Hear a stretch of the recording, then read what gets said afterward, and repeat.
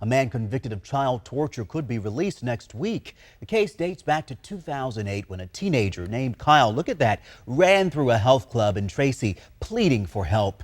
He was held captive and tortured for 7 years. One of the men convicted in the case was granted parole back in March. The district attorney is now trying to prevent him from being released. And tonight, ABC 10's Kurt Rivera has more, including reaction from the victim, but a warning: the details are disturbing. Anthony Waiters, a football coach, youth mentor, and convicted child torturer in Tracy.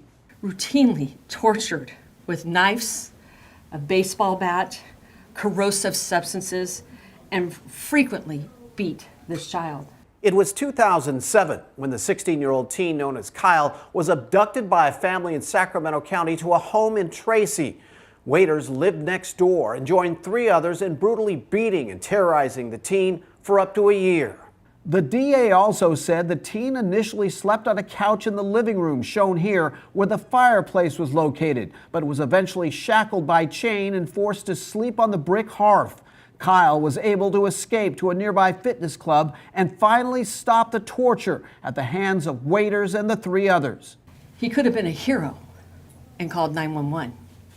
Instead, he participated and escalated the amount of cruelty and torture and abuse this child received. Surprisingly, in March, after serving only 11 years of a life term, Waiters was eligible for parole and was granted it. A stunned DA reached out to Governor Newsom, pleading with him to have the parole board take another look.